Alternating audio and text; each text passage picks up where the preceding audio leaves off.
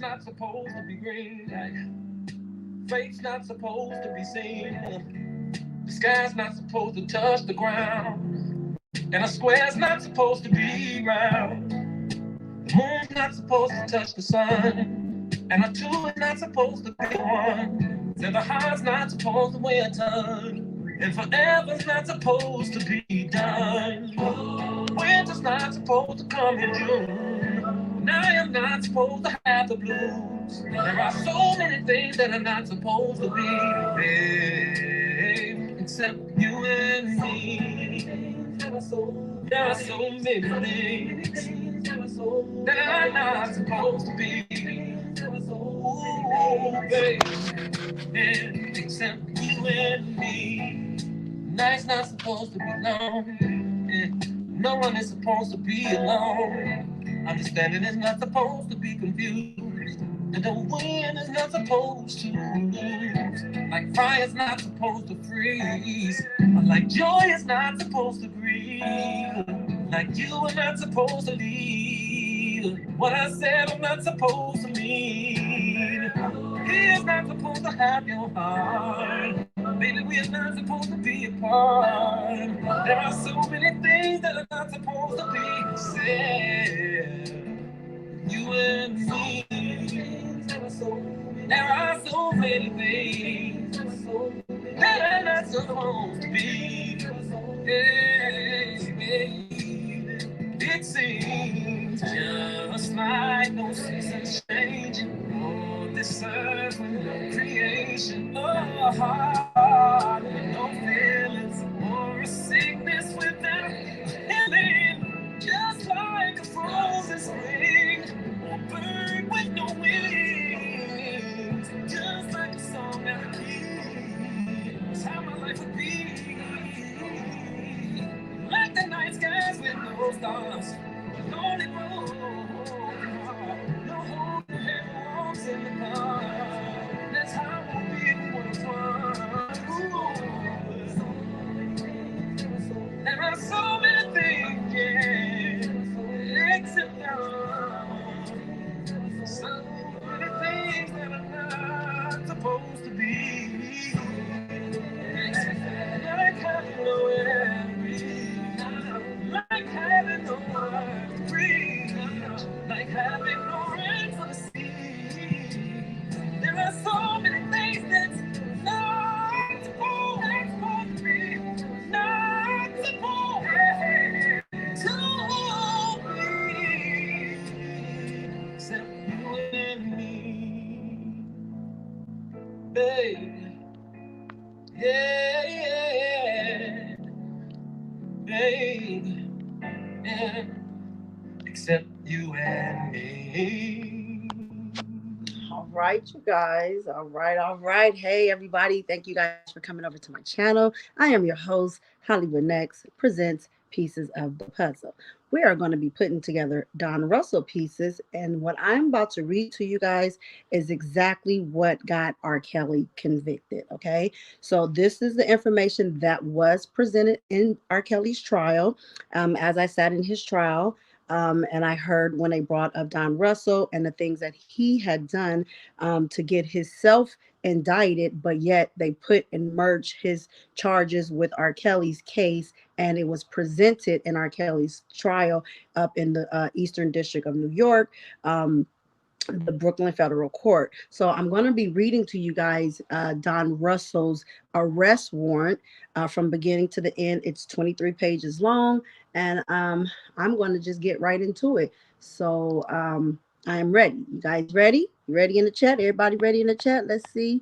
Welcome everybody to my platform. Hope you guys saw your names highlighted up in here because I'm most definitely highlighting you all. So I just want to make sure I don't miss anyone before I get into this commentary. So we are going to stay focused on what we're here for, and that's the injustice. That's the wrongful conviction of Robert Sylvester Kelly, because that's what ultimately brought me here and brought you all here as well. Thank you guys so very much. I appreciate each and every one of you guys. We're going to stay focused on positivity, and we're going to kill negativity by taking their breath away. The way you take their breath away is staying positive. Okay, so everybody has an assignment, and I know what mine's is. And so with that being said, I just want to highlight you guys is really, really quickly, and then we're going to get all into this. So welcome, welcome, welcome. Thank you, Felicia Tucker. Appreciate you, girl. Um, yes. Hey, I see you guys all up in here. Hey, Medina X Growl. Okay, so please, no one be offended.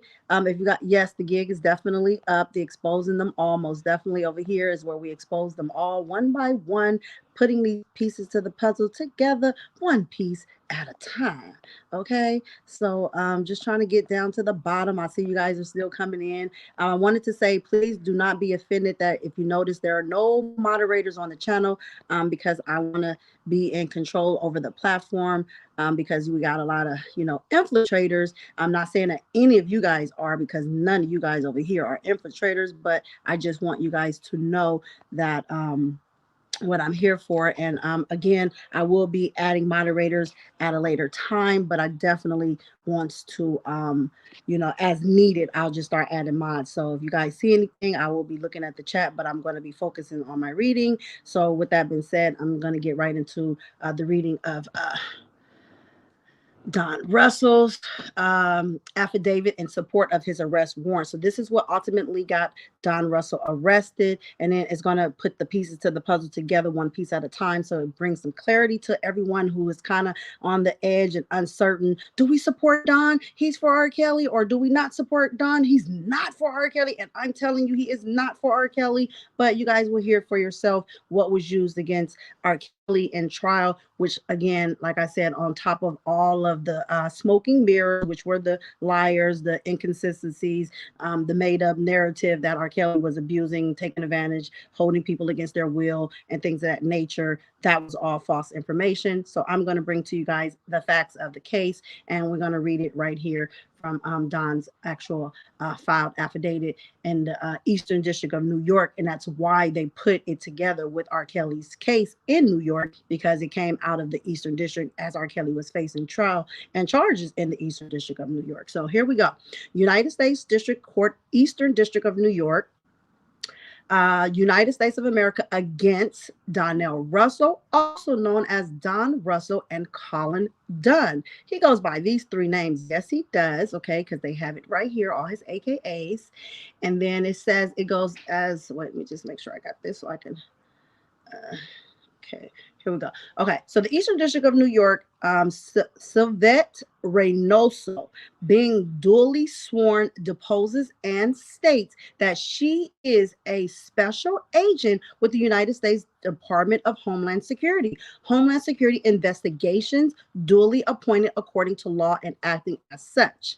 On or about and between November 2018, exactly around the time frame that Don Russell said that he heard the I Admitted song from R. Kelly, and he turned around and he drove back.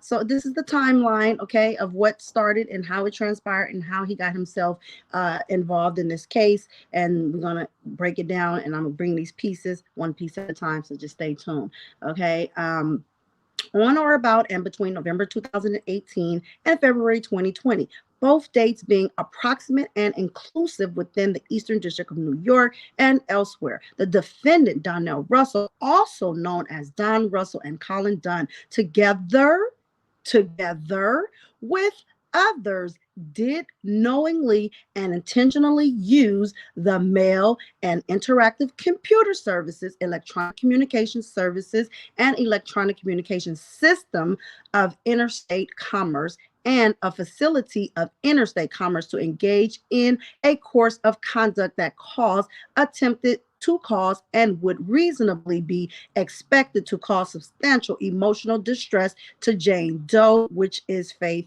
Rogers, an individual whose identity is known to the affiant and an immediate.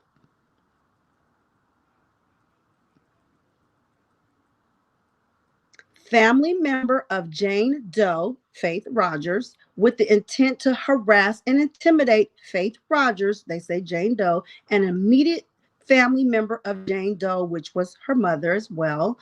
The source of your deponent's information and the grounds for her belief are as follows. I am a special agent with the United States Department of Homeland Security Investigation, HSI, and have been since 2008. I am currently assigned to HSI's New York office and more specifically to a squad that investigates human trafficking and alien smuggling matters. I am responsible for conducting and assisting in investigations into the activities of individuals and criminal groups responsible for sex and human trafficking and related offenses. I am familiar with the facts and circumstances set forth below from my participation in the investigation, my review of the investigative file, including the defendant criminal history record, and from reports of other law enforcement officers involved in the investigation. As described herein, following a civil lawsuit that we know Faith Rogers has filed against R. Kelly, a civil lawsuit filed by Faith Rogers, an individual whose identity is known to the affiant, against Robert Sylvester Kelly, also known as R. Kelly. You hear how they're putting R. Kelly in Don Russell's arrest warrant.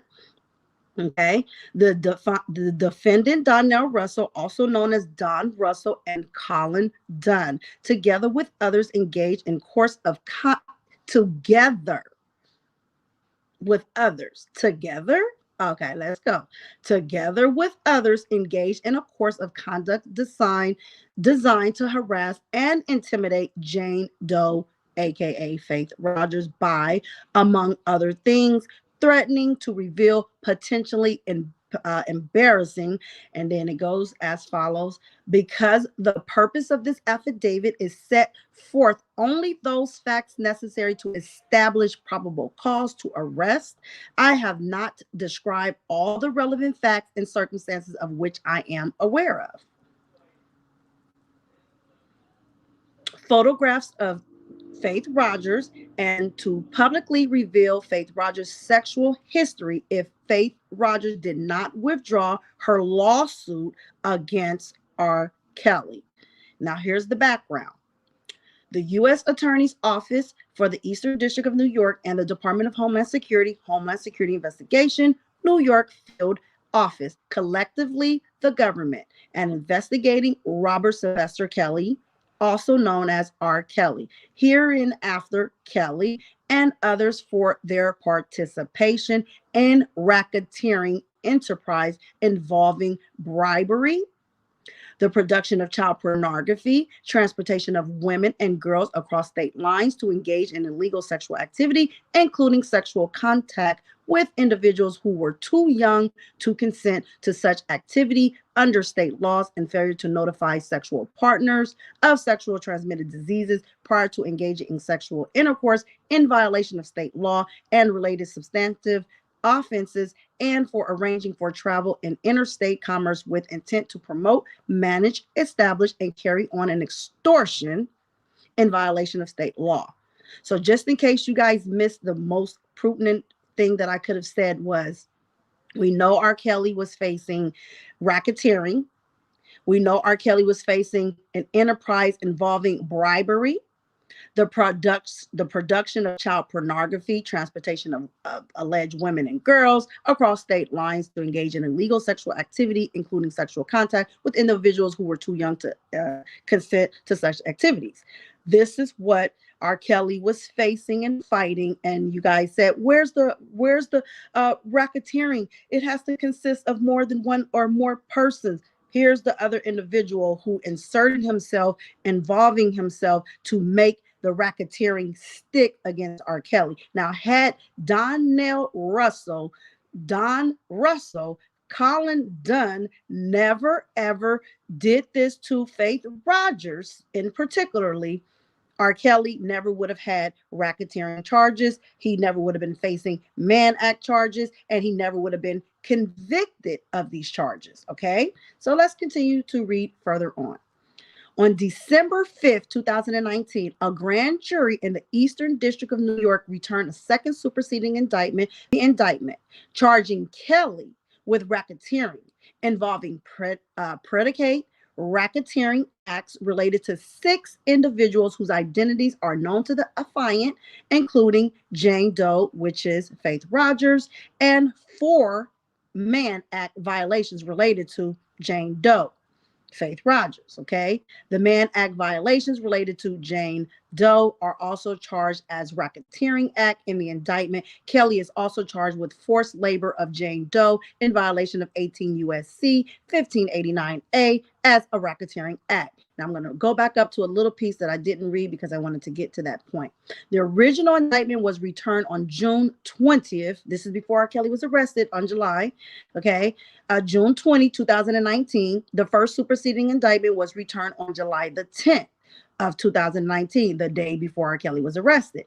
Kelly was arrested by HSI agents in Chicago, Illinois, the very next day on July 11, 2019. Let's just put these pieces to the puzzle together. Y'all hit the like button, and I do appreciate each and every one of you guys for continually to support the channel, regardless of what. Because over here, we say what we mean what we say, and we keep it real all day, every day. Pieces. Now, here's the enterprise. For more than 3 decades, Kelly, with the assistance of members of his inner circle and his employees, including employee number 1, employee number 2, employee number 3, and employee number 4, whose identities are known to the affiant, has produced musical albums and performed throughout the United States and abroad under the name R. Kelly. In or about 2014, RSK Enterprise LLC, a Delaware limited liability company with its principal place of business in Chicago, Illinois, was incorporated. RSK Enterprise LLC worked exclusively with Kelly, who sang and produced records under the name R. Kelly and contracted out Kelly's performances. Kelly and members of his inner circle comprise and enterprise the enterprise within the meaning of 18 USC 1961-4. That is, the enterprise, including its leadership, membership, and associates, constituted a group of individuals associated in fact that was engaged in and activities of which affected interstate and foreign commerce. The interstate constituted an ongoing organization whose members function as a continuing unit for a common purpose of achieving the objective of the enterprise.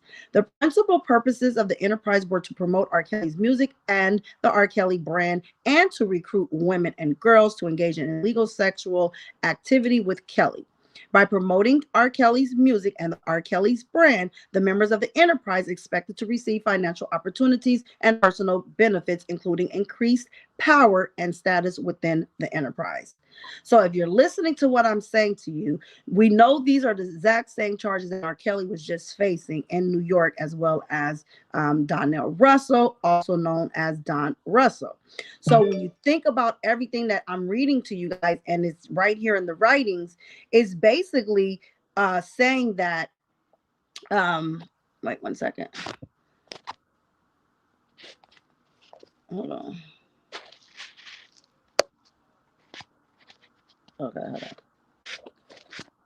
Oops.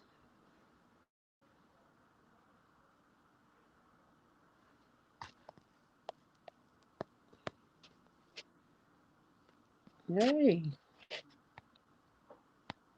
Okay, hold on 1 second. Let me get back on the screen.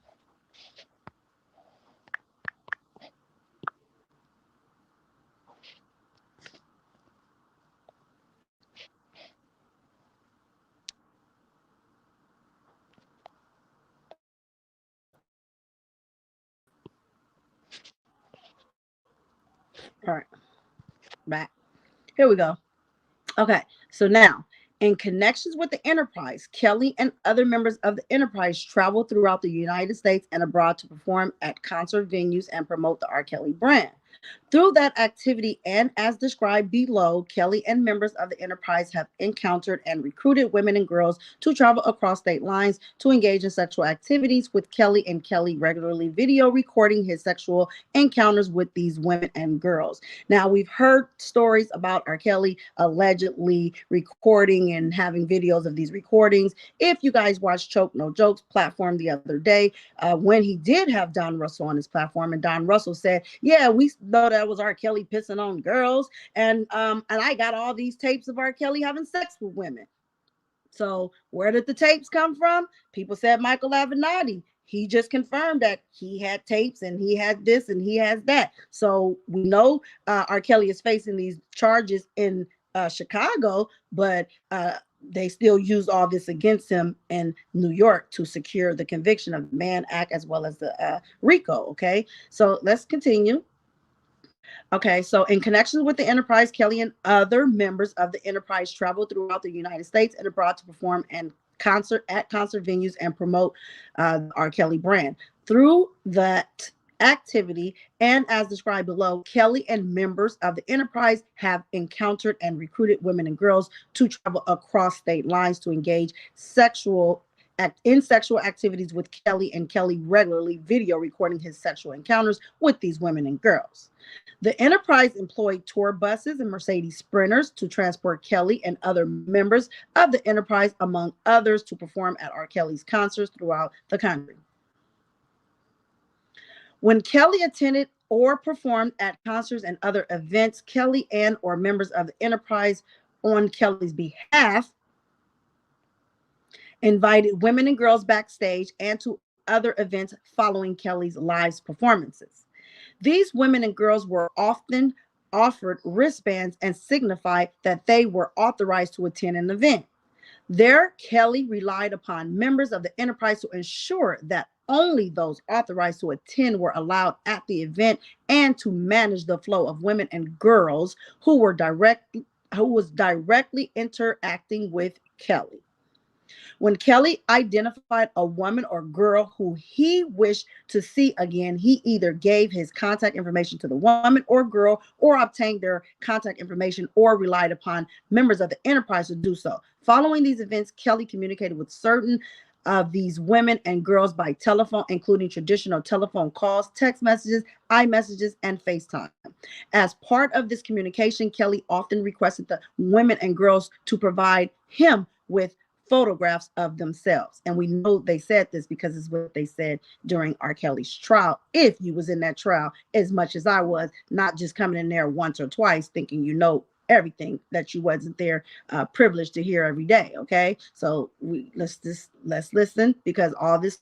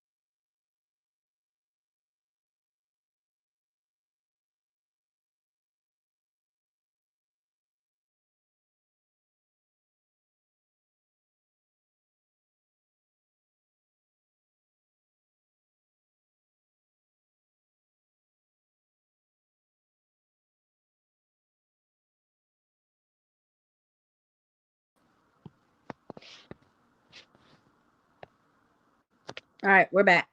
Now I'm gonna start from the top. Let me just make sure. Let me just see. Do I need to give any moderators out? Are we good up in here?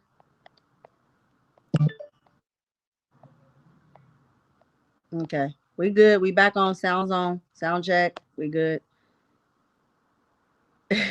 Some shit they were. Okay. Okay, good. Okay, great. All right. So I'm just trying to see, do I need to give any moderators out?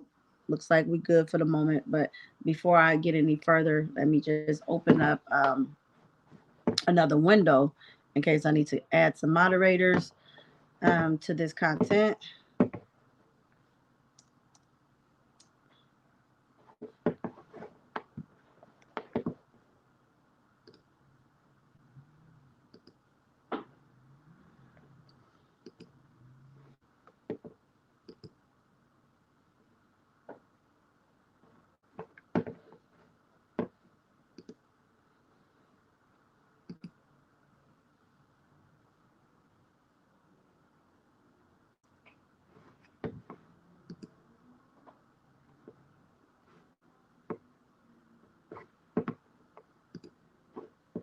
All right. Now let's see. Let me just give some of my good ones a mod that I know for sure is for sure. Let's see. Let me just give y'all a couple of y'all some ranches. That way y'all can moderate while I'm reading.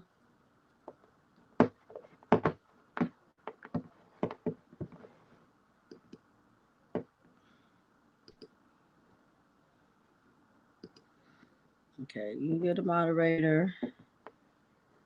Let's see, who else I want to give it to?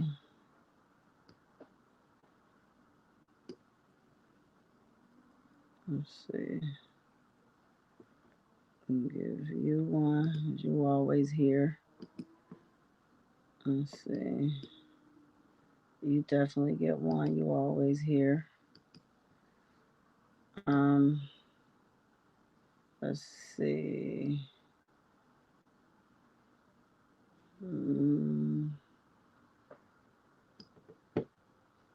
Let's give you one. All right, got 4 moderators. Please use your wrenches wisely. I appreciate you guys so very much. And I know that you guys are going to do the right thing with it. The first time, if they not too disrespectful, but you feel they're throwing shade, time them out. They come back, they disrespectful, block them. Now, okay, so let me get back into this. Okay. Okay, hold on, y'all. Hold on, y'all. Let me get back to my readings. Let me go back up to where I was at. All right, let's see. All right, I'm gonna go here where I was at. I'm going to start right here. So, in connections with the enterprise, Kelly and other members of the enterprise traveled throughout the United States and abroad to perform at concert venues and promote the R. Kelly brand. Throughout that activity, and as described below, Kelly and members of the enterprise have encountered and recruited women and girls to travel across state lines to engage in sexual activity with Kelly, and Kelly's regularly video recorded his sexual encounters with the women and girls. Okay. And as I was saying to you guys, who says that they have recordings of R. Kelly doing these sexual acts? No other than Donnell Russell himself. Okay. The enterprise, and you guys can make your own conclusion if you feel he's for him or not for him. After the reading of this, it gets even more juicier. So please stay tuned. You don't want to miss the reading. The enterprise employed tour buses, Mercedes Sprinters, to transport Kelly and other members of the enterprise, among others, to perform at R. Kelly's concerts throughout the country. When Kelly attended or performed at concerts and other events, Kelly and or members of the enterprise on Kelly's behalf invited. This is what he must have said to these people, because they put this in the statement as if this is a fact and not an assumption. Okay, this is his arrest affidavit. Donnell's arrest affidavit, to be specific. Invited women and girls backstage and to other events following Kelly's live performances. These women and girls were often offered wristbands and signified that they were authorized to attend an event.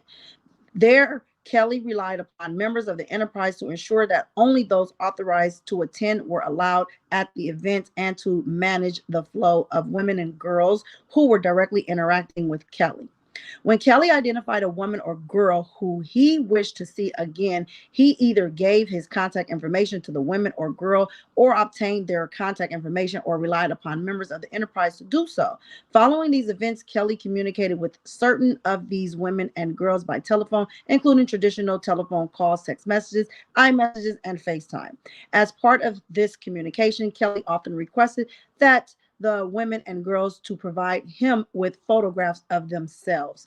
And we've heard these people that made these accusations against R. Kelly say, well, especially Faith, when she testified that he had her take, they exchanged phone numbers. He told her to take a picture and send it to him, and this, that, and the other. So this is the stuff, again, that they used against R. Kelly during his RICO and his Mann Act charges in New York. And the same things that they're charging R. Kelly with, this is what they have charged Donnell Russell with. So you guys put the pieces to the puzzle together, but over here we'll do it one piece at a time. Kelly and other members of the enterprise also arranged for the women and girls to travel to see Kelly on occasions, including at concerts throughout the United States and related events. To facilitate their travels, Kelly directed the women and girls to contact a member of the enterprise, who then arranged travel for the women and girls. When the women and girls arrived at the lodging, which was typically selected by a member of the enterprise, a member of the enterprise usually provided them with instructions. In addition, members of the enterprise took steps to ensure that the women and girls did not interact with other women and girls whom Kelly planned to see. Members of the enterprise then arranged for the women and girls to attend his concert and positioned them such that Kelly could see them during his concert. Several witnesses have advised that Kelly promulgated numerous rules that many of his sexual partners were required to follow, including the following. The women and girls were not permitted to leave their room without receiving permission from Kelly, including to eat or go to the bathroom. The women and girls were required to wear baggy clothing when they were not accompanying Kelly to an event or unless otherwise instructed by Kelly. The women and girls were not permitted to look at other men and instead were told to keep their heads down, and the women and girls were required to call Kelly daddy. The enterprise operated within the Eastern District of New York and elsewhere, including overseas. Among the means and methods by which Kelly and his associates participated in the conduct of the affair of the enterprise were the following. So let me just break down some of these pieces before I get too much compiling on you guys. So what they're saying in this indictment is that although people did come and testify against R. Kelly in the New York trial, and like they said, some got immunity and some, came with their attorneys and they did testify, such as Diane Copeland, Cheryl Mack, the twin Mayweather sisters, Demetrius Smith, and so on and so forth. The reason that Don Russell wasn't able to testify against R. Kelly in those charges is because he was facing his own, because it's one thing to be a part of the enterprise and it's another to actually do an actual act. His act was when he reached out to Faith Rogers and her family. His act was when he threatened to expose her. He did things and he used R. Kelly by saying he was instructed to do these things by R. Kelly. So those are some pieces to the puzzle that you guys need to see, and that way you can come up with your own conclusion. But that's my conclusion after reading what I'm reading, and you guys can either agree, disagree, or it is what it is. But let's continue reading. Promoting, enhancing, and protecting the enterprise by promoting, enhancing, and protecting the enterprise by committing, attempting, and aiding and abetting the commission of crimes and conspiring to commit crimes, including but not limited to engaging in sexual activity with girls under 18 years old, engaging in and facilitating sexual activity without disclosing a sexual transmitted disease Kelly had contracted, producing child pornography, bribery, and extortion. So we know the bribery came from Demetrius Smith. The child pornography sounds like Don Russell was holding on to these photos or these videos because he said on his own, out of his own mouth, on Choke No Jokes platform, that that was R. Kelly pissing on them girls. We all all seen the tape. And not only did he say that, but he said that he has tapes of R. Kelly having sex with other women. So you guys put two and two together and put the pieces out here, and let's grab them up and let's complete this puzzle. Okay. Now, demanding absolute commitment to Kelly and not tolerating dissent, obtaining sensitive information about members and associates of the enterprise in order to maintain control over them, recruiting and grooming sexual partners for Kelly, and isolating associates and others from friends and families and making them dependent on Kelly for their financial well-being. It's all about financial. This is all about the money. Here we go. Criminal activity related to Jane Doe by Kelly. Okay. And this is associated to Donnell Russell. So Faith Rogers has advised the following: in sum, substance, and in part, in or about March 2017. Okay. Well, let me take that back for saying Faith Rogers, because this is before. So in or about March, well, this is her. In or about March 2017, Jane Doe met R. Kelly following a Kelly concert in Texas when Faith Rogers was 19 years old. Specifically, Jane Doe met Kelly after she obtained a wristband that permitted her to go to an after party following an R. Kelly concert in San Antonio, Texas. When she met Kelly at the after party, Kelly gave her his telephone number, and she eventually sent the number a text message, and they started to regularly communicate by telephone, including by text messages, and telephone calls, including FaceTime calls. Okay. Now, let me go back up because I missed the piece. As described further below, Jane Doe has filed a civil lawsuit in New York State's court against R. Kelly. Information provided by Faith Rogers has been corroborated in part by information provided by other witnesses and other records obtained by subpoena.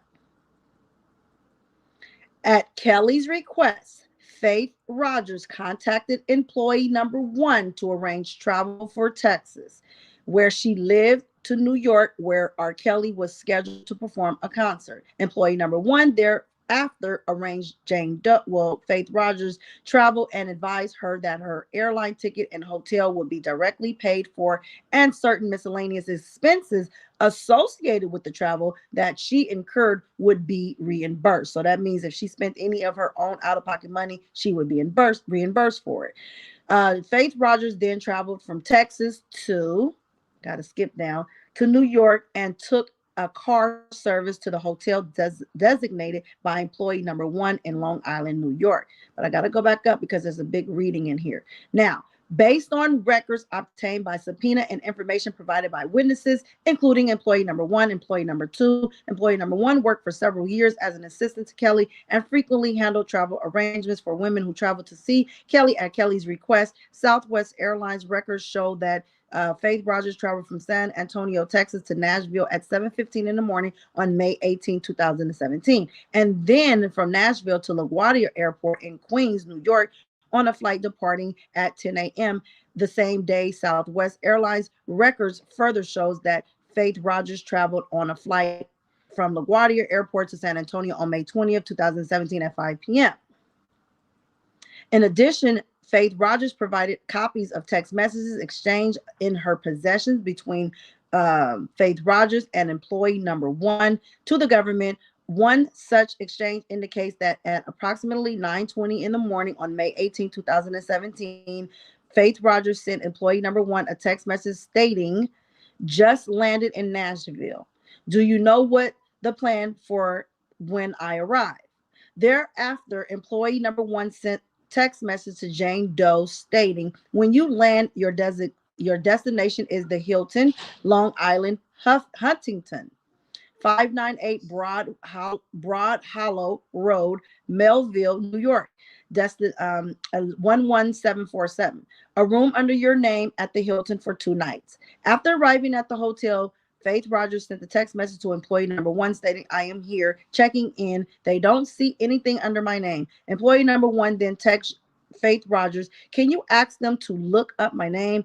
Your name may be with mine." Faith Rogers agreed to do so and later text employee number 1, "I checked into the room."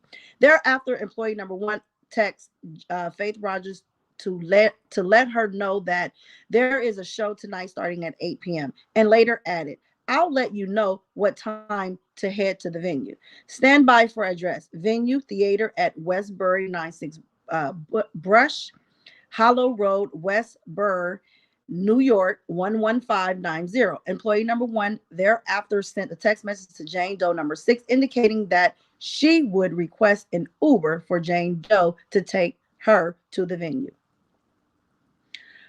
On May 18, 2017, Kelly performed at a concert at NYCB Theater at Westbury, located at 960 Brush Hollow Road in Westbury, New York.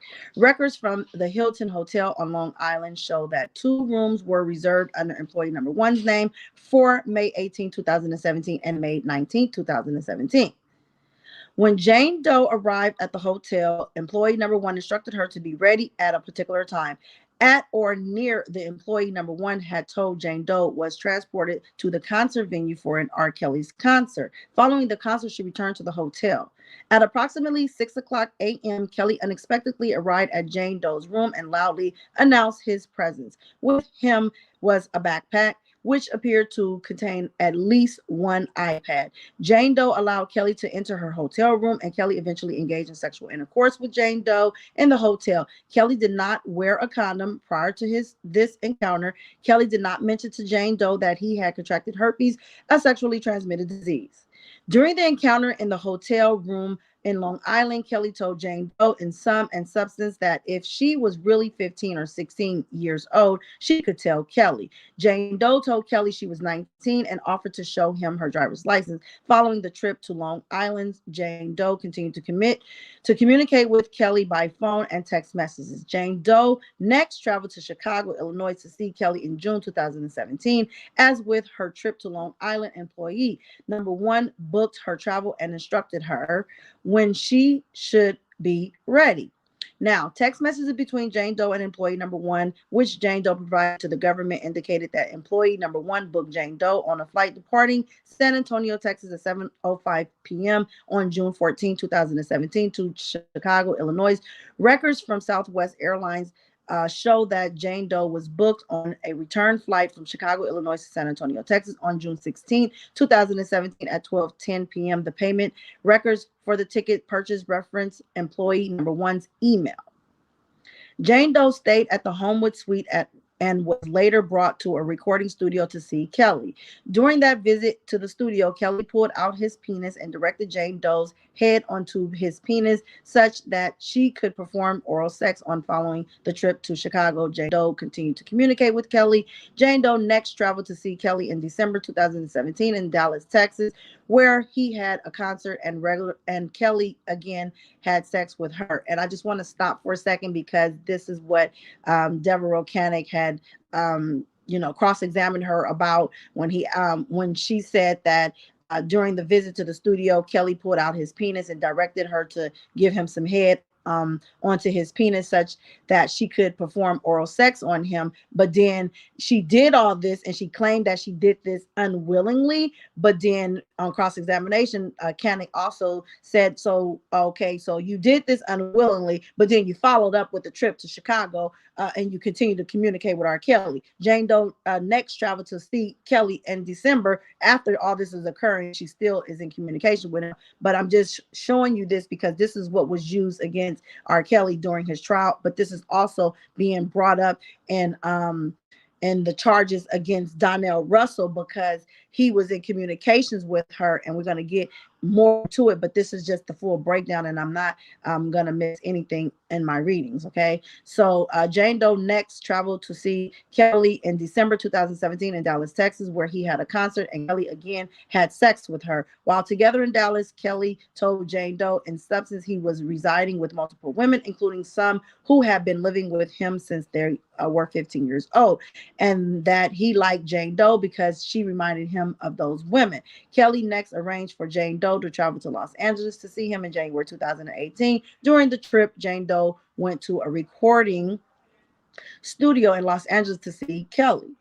Now, it goes back up to text messages between Jane Doe and employee number one, which Jane Doe provided to the government, including that employee number one booked Jane Doe on a Southwest airline flight departing San Antonio, Texas at 1:15 p.m. on December the 1st, 2017 to Dallas, Texas. A copy of an electronic boarding pass provided by Jane Doe to the government indicates that she flew from Dallas, Texas back to San Antonio on Southwest airline flight 3592 on December the 3rd, 2017 at 4 p.m. Records from Southwest Airlines confirmed that Jane Doe was booked on a flight from San Antonio to Dallas on December 1st, 2017 at 1:15 p.m. and return flight from Dallas to San Antonio on December the 3rd, 2017 at 4 p.m. The payment records for the tickets purchased reference employee's number one email address. Jane Doe recalled staying at the Stalter Hotel in Dallas during this trip. Records from the Stalter Hotel in Dallas indicated that the employee number one of RSK Enterprise booked a room at the hotel from December 1, 2017 to December 6, 2017 with Jane Doe indicated as a listed guest for the room. Text messages between Jane Doe and employee number one, which Jane Doe provided to the government, indicates that the employee number one booked Jane Doe on a Southwest airline flight from San Antonio, Texas to Los Angeles, California, with a connection in Phoenix to change planes departing San Antonio at 12:55 p.m. on a date in January 2018, with a return trip to San Antonio, booked on a flight from San Antonio, Texas, Phoenix to Phoenix on January 12, 2018, departing at 12:55 p.m., a flight from Phoenix to Los Angeles at 4:25 p.m. and a return flight from Los Angeles to San Antonio on January 14, 2018 at 4:45 p.m. The payment record for the ticket purchase reference employee number one's email. I just love the way I be reading when I read. Don't I just sound so intelligent? I love it. I know others wish they could read like this, but they can't. Let's go. I'm gonna throw my little shots in there every once in a while. Okay. So once at the studio, Jane Doe waited for many hours without food or water for Kelly to arrive. Kelly stayed for a short period of time and did not show up again until the following day. Kelly told that when he did come, Jane Doe was to be ready for him, and that when he told her to give him oral sex, she needed to jump up and act super happy. When he arrived that following day, Kelly had a backpack with him. He took Jane Doe into a smaller area room within the room. She had been waiting for him and instructed Jane Doe to take off her clothing. Jane Doe noticed a gun. Okay, this is where you guys heard during the trial that there was a gun that was sitting. Yeah, we're gonna get there. Jane Doe noticed a gun, which Kelly moved to a smaller table nearby. Kelly then proceeded to ask Jane Doe a series of questions, warning her that would be consequences if she lied. Jane Doe believed she was not free leave the room. Therefore, Jane Doe gave Kelly oral sex while in the room. And so that's how come they was charging him, because they were saying that he forced himself upon her. But there was never a rape charge. There was never forceful sex. So, the charges that they came up with was just, but again, I'm just saying, it was all fabricated. These were the smoke and mirrors, and these is one of the smoke and mirrors that got R. Kelly convicted. So here, Jane Doe traveled a final time. Now, mind you, this is what Deborah O'Connor cross-examined her on. So you saying that R. Kelly had a gun and that you felt intimidated because he had this gun. He sat the gun down.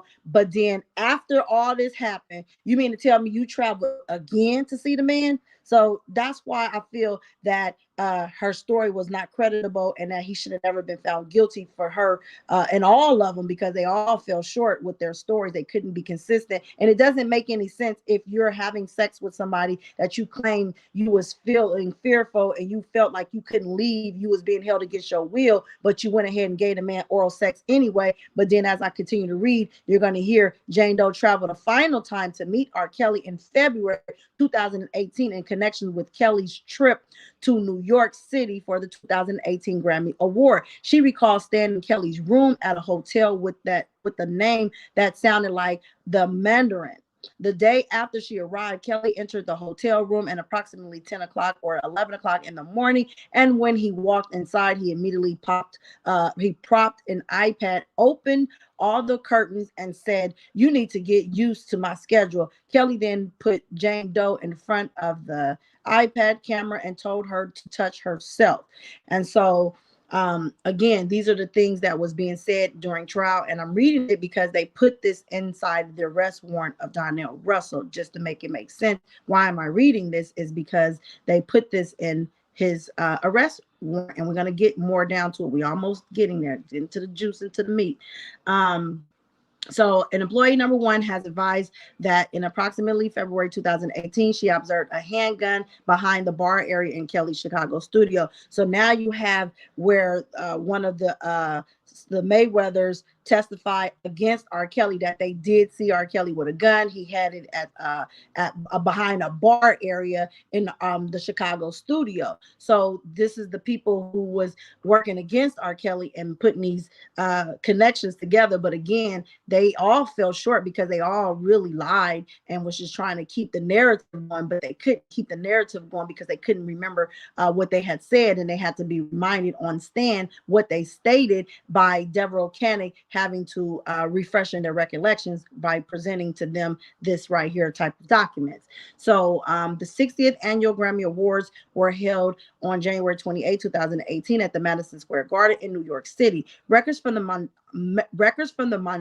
Mondrian Park Avenue show that RSK Enterprises booked multiple rooms at the Mondrian Park Avenue from late January 2018 through late February 2018, including for recording artist R. Kelly. American Airlines records show that Jane Doe had a flight reservation to travel from San Antonio, Texas at 5:35 p.m. on February 2nd, 2018 to LaGuardia Airport in New York's Queens through Charlotte, North Carolina, and to return to San Antonio on a flight leaving LaGuardia Airport at 5:59 p.m. on February the 4th, 2018, traveling through Dallas, Texas. Employee number one's name and address are listed in the address information portion of this flight record.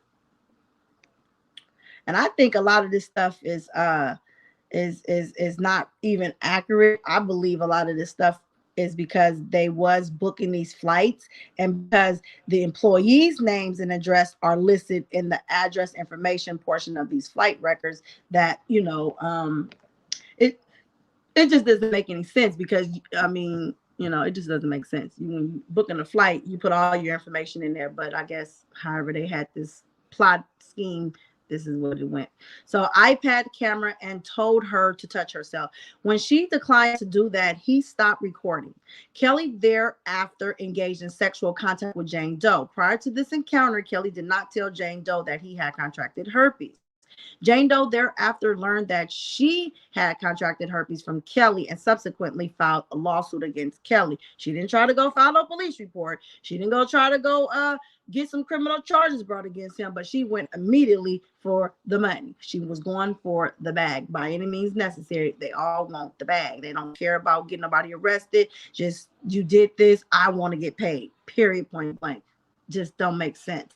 Okay, so at one point during Jane Doe's relationship with Kelly, Kelly asked her to provide him with a list of things that she did not want the world to know about, and volunteered to help her craft that list. Jane Doe did not actually provide Kelly with such a list. Kelly also asked her to sign some documents, but she never did. So she never signed no documents. She never provided him with anything such as the list of the things that she claimed he asked her to provide.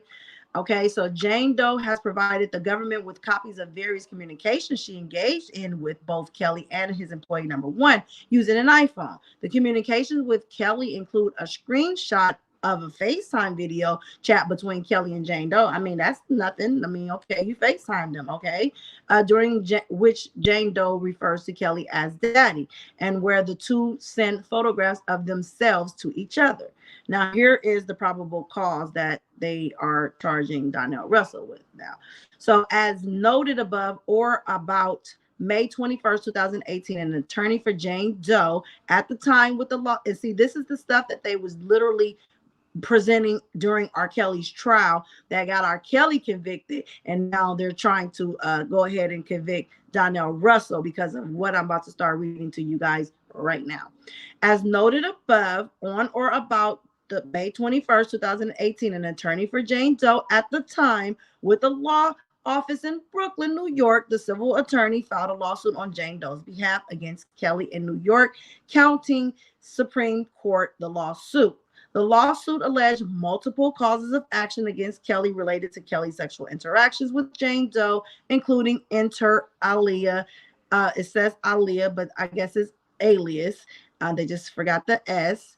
And it's ALIA or ally, sexual batter, civil battery, negligence, and gross negligence, intentional infliction of emotional distress, fraud, concealment, and false imprisonment. Those were her charges. Now, medical records for Kelly indicate that Kelly contracted herpes and was so advised by his treatment physician prior to March 2017.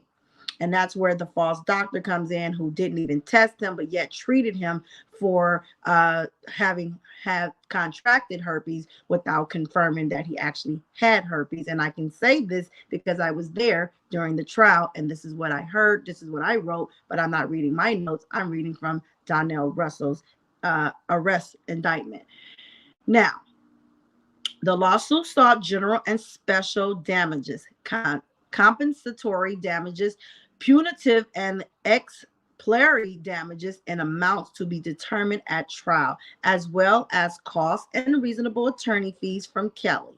The lawsuits include the civil attorney's office address in Brooklyn, New York. The civil attorney has advised in substance and in part that in or about the fall of 2018, the civil attorney's receptionist received an envelope via United States Postal Service, USPS, certified mail at the civil attorney's law office in Brooklyn, New York, which receptionist subsequently provided to the civil attorney the envelope. The civil attorney has provided the USPS tracking number for the envelope, the tracking number, as well as the envelope and its contents to the government. This is what got Donnell indicted, and this is what he took upon himself. And I'm starting to believe that he had to have had connections to Faith. I'm starting to believe that Faith was supposed to get a civil suit against R. Kelly. And this is my personal opinion right here. I'm starting to feel that she was supposed to pay up to Donnell Russell a portion of this settlement, and something went left. That's my personal belief. And whatever went left, he started to threaten her, intimidate her, stalk her. That's my personal belief. This is what it's starting to sound like as I'm putting these pieces to the puzzle together while I'm reading them and putting them together one piece at a time. That's my opinion. It does not reflect the facts of the matter of what I am reading, but I'm just saying, okay. If it makes sense, it makes dollars. Because if it don't make dollars, it don't make sense. Okay. Now, don't be mad at me, Don, and don't send the minions, Don, because I'm not going back and forth with nobody, not never. This is what our focus is exposing you guys one at a time, piece by piece. Okay, so the civil attorney has provided the USPS tracking number for the envelope, the tracking number, as well as the envelope and its content to the government. According to the records from the USPS related to the tracking number, USPS came into possession of the envelope at a location in Chicago, Illinois, with the zip code 60601-3218 on November the 20th, 2018 at approximately 3:24 p.m. And the envelope was subsequently delivered to the address of the civil attorney's law office at the time in Brooklyn, New York on November 26, 2018, approximately 1:18 p.m. by being left with an individual who signed for the envelope. USPS records also indicated a copy of the signature of the individual who signed for and received the envelope. The signature USPS records related to the tracking number also provided a tracking number for the certified mail return receipt associated with the envelope. The return receipt, USPS, dum.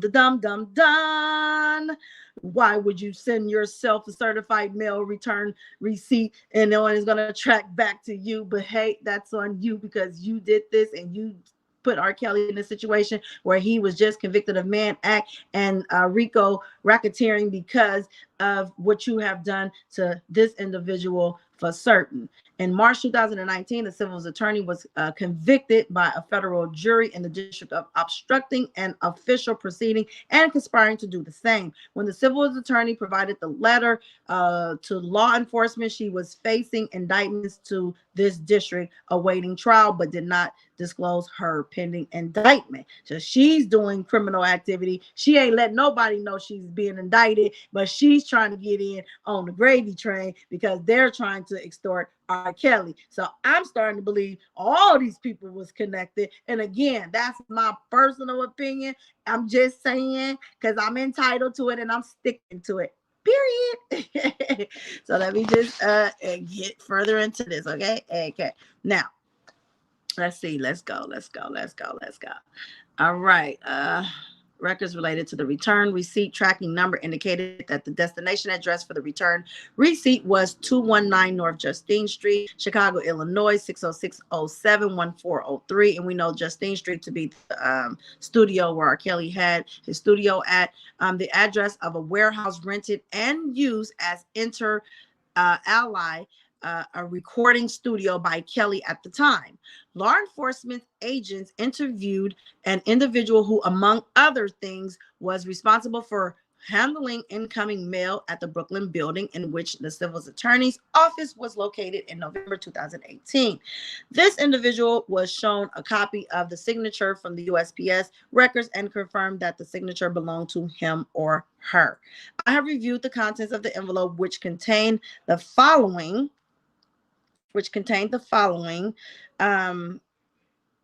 items. A one-page letter dated October 22nd, 2018. This sounds like around the time somebody turned around and heard I admitted and said, you know what? I admitted. I turned around and I admitted that this ain't going my way and I need to do something to keep on admitting that you messing with the money now. Okay, let's go. I'm just saying, throwing my shots. A one-page letter dated October 22nd, 2018, addressed to the civil attorney at her law office in Brooklyn, New York, signed with a handwritten signature over the name Robert Sylvester Kelly. The October 22nd, 2018 letter, a one-page document entitled Testimony, which purports to set forth an under oath statement from Robert Sylvester Kelly with a handwritten signature on the bottom and dated October 20th, 2018. So a lot of people playing with R. Kelly's signature, as y'all can hear, okay? This is not R. Kelly's signature, but somebody forged that man's signature, and that's why this information should have been able to have been crossed up and during his trial to discredit these people. They should have been brought on the stand, but hey, I'm just saying, Jennifer gonna take care of that. We're gonna leave all that to her and Mechanic. Shout out to my mechanic, by the way. Shout out to my mechanic. Anyway, okay, let's go. I just have to throw that out there because that's my mechanic. Okay, so one-page document entitled Testimony, which purports to set forth an under oath statement from Robert Sylvester Kelly with a handwritten signature on the bottom and dated October the 20th, 2018, a one-page notice of delivery. The notice of delivery with the version of the case caption for the lawsuit addressed to the civil attorney's law office, signed by no other than June Barrett, which is Don Russell's mother.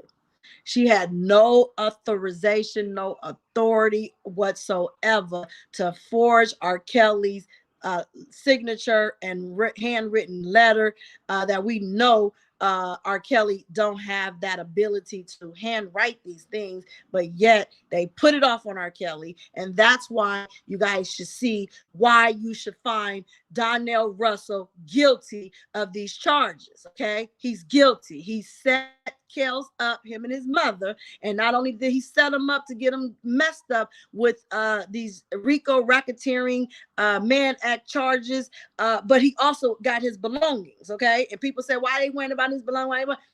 Because that's what this was about. Send Kels to jail, let's get his stuff and let's auction it off. I'm just saying, okay, but hey, let's continue on reading. Y'all put these pieces together, one piece at a time. Can I get some pieces in the puzzle? Put some pieces in the puzzle, man. If y'all love Canic, what he did, and how he exposed these creeps, put some puzzles in there for Piecez. So yes, so she handwritten the signature and civil attorney's law office signed by June Barrett. Now, care of an address in Chicago, Illinois, a listed Yahoo email address. And see, this is the stuff that I was handwriting, and this is some of the stuff that I might have missed out, but this is definitely everything that was presented in R. Kelly's trial, and that's what they're used against R. Kelly to get him convicted because of Don Russell and what he particularly did, not so much everyone else, but so much what he particularly did. And that's why he's the one facing the charges, because he's the one who actually did something to go out here, and it wasn't helpful. It was hurtful. There's no way you could convince me, after even reading this and y'all hearing this, that man did anything beneficial to help R. Kelly. He did this to hurt him, mess him up, get him where he's at so he can obtain everything that he's obtained, because it was all about the money and all about the assets. Okay, so he's the one who benefited the most from R. Kelly going to jail, because no one else appears to be benefiting. Okay, so let's go. Roberts invested Kelly with a handwritten note. Okay, so we know that June Barrett, care of an address in Chicago, Illinois, and listed Yahoo email address. A copy of what appears to be the cover page for the lawsuit, a summons in the lawsuit addressed to Kelly, and the first page of the verified complaint and demand for jury trial for the lawsuit, with the following stamp affixed to each document. I do not accept this offer. This is what they posted, and we know this is true because he already came out and he admitted this.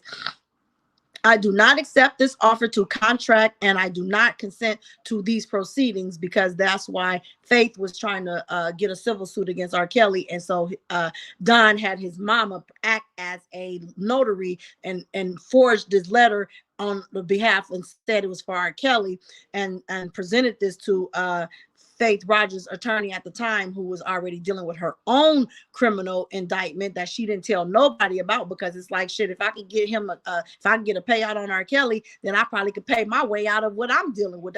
I'm just assuming that's what she was thinking, because why else would you not disclose that your ass is facing a federal indictment yourself? But let's continue reading. So I do not accept this offer to contract, and I do not consent to these proceedings with Kelly's purported handwritten signature and a state of Illinois notary stamp and signature for June A. Barrett, dated on October the 29th, 2018, and 2 one-page documents containing photographs and a text related to Jane Doe, further described below, herein after attachment 1 and attachment 2. Now, subscriber records for the listed Yahoo email address indicated that the account is subscribed to by June Barrett of Chicago, Illinois, with zip code 60623, based on a review of a certified copy of Russell's birth certificate. I believe that June Barrett is Russell's mother. It's right here in the writings. Can't make this stuff up. Can't make this stuff up. Okay, so among other things, the October 22nd, 2018 letter addressed to the civil attorney. This is more stuff that they're trying to extort out of the civil attorney to stop. Is this right here? Please advise Miss Jane Doe, which is Faith Rogers, your client, to abandon this heartless effort to try to destroy my musical legacy for selfish personal enrichment. They wrote this on behalf of R. Kelly. You got Don Russell, aka Donnell Russell, aka Don Colin, or Colin Don, and his mother, June Barrett, which they said was a part of an enterprise against R. Kelly. They said they was a part of his enterprise.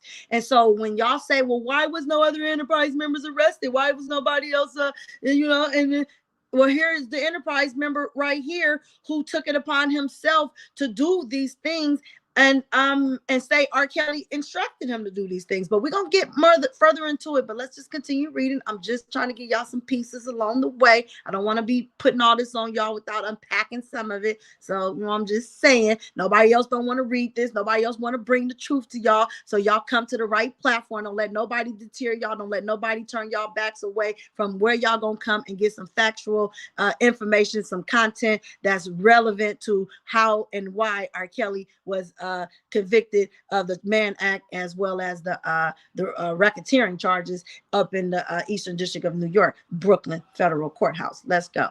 Please advise Miss Faith Rogers, your client, to abandon this heartless effort to try to destroy my musical legacy for selfish personal enrichment. If she persists in court action, she will be subjected to public opinion during the discovery process.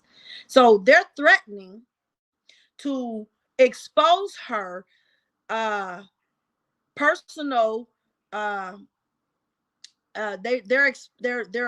this is where the threats come from. If she persists, that's a threat. You don't threaten nobody's lawyer or their client, okay? If she persists in court actions, she will be subjected to public opinion during the discovery process. And that's the time when it was just in the pretrial process of R. Kelly's federal cases before it even blew all up, okay? This is what ultimately got him convicted.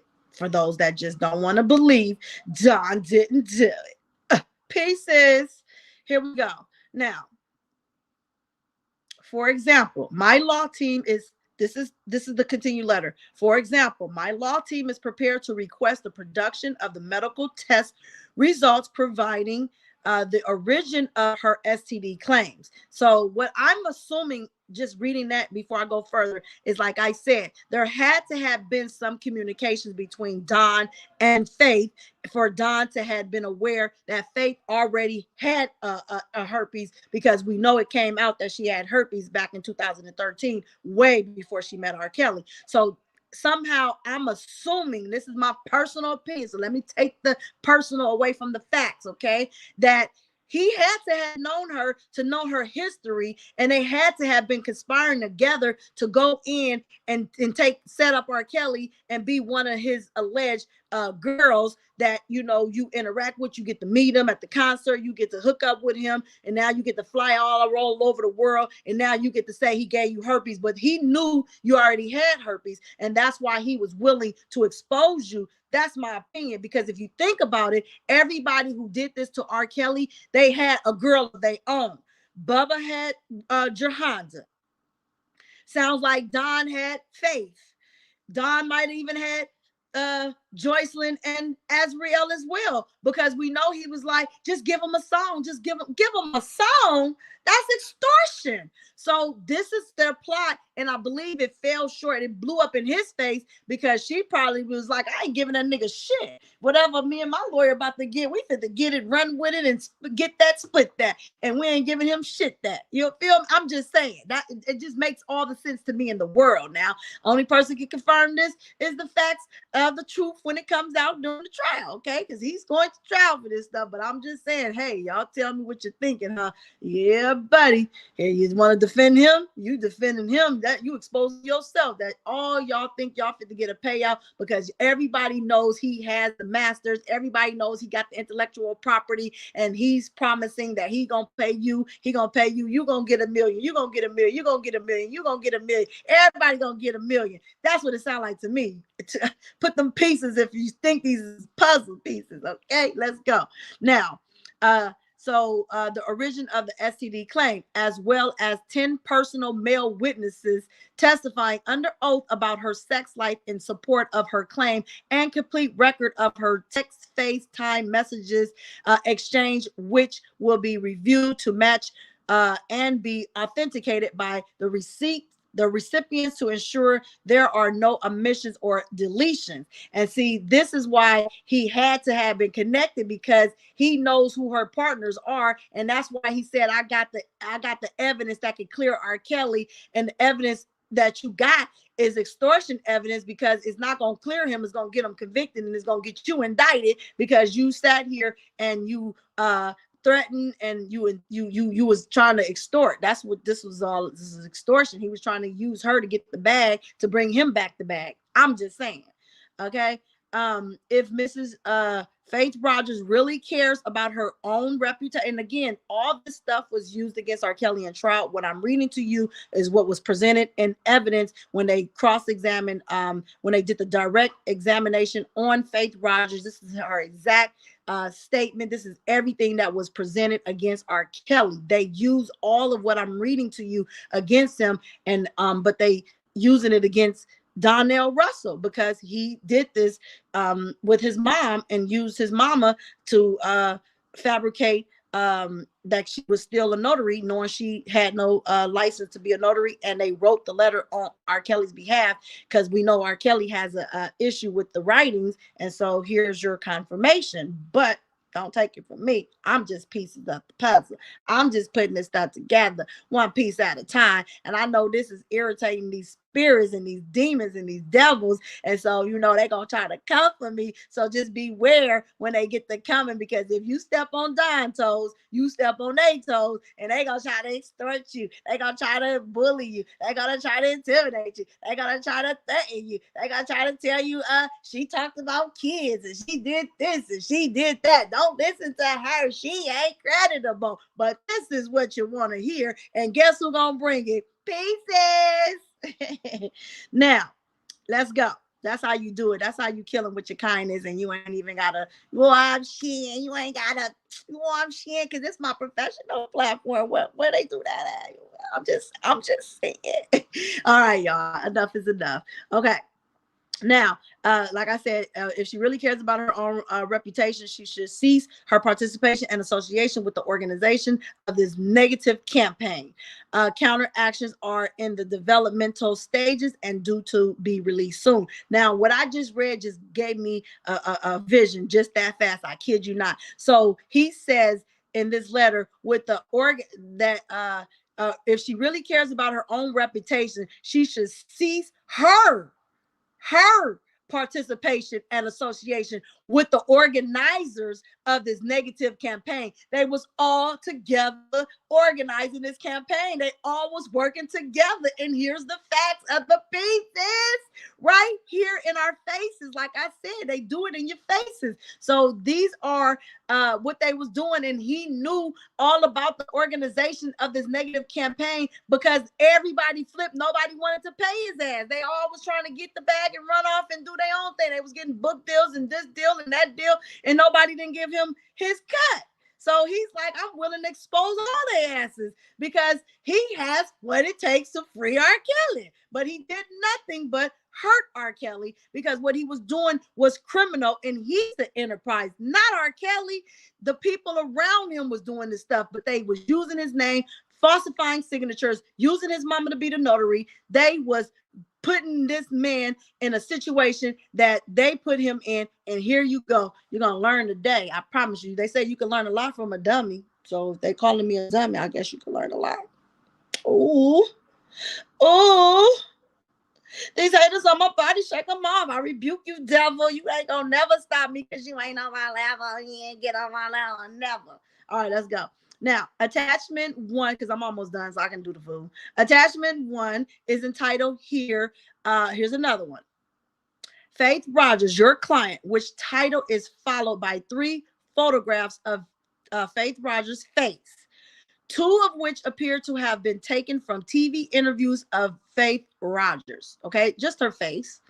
Now, the following text appears below the 3 photographs of Faith Rogers. Here's a sample of the real Faith Rogers. Remember, she lives in Texas. This is what he was doing. Okay, this is what Don was putting out here when he was stalking, threatening, and harassing Faith Rogers because she wasn't trying to give up that bag. Okay, she's trying to get ahead, baby, and get that deal and get out there and get ahead and be a part of this organized negative campaign that they put together. Okay, and she jumped ship like they all jump ship. They're like, fuck you, who is you, nigga? We ain't giving you shit. I'm just saying that's what sometimes the way the game go. You put a check in my account and you talking about give you a portion of my check because you put it in my shit, but when the shit hit the fan, they coming back for me, and I gave you away that cut, and I gotta pay all that back. You ain't getting nothing. So like I said, I put this together the way that I know when I was out there being criminal minded, doing dumb shit in my younger days. I ain't gotta do that no more. Don't let me pull out my bag because I got the bag. Make sure y'all hit my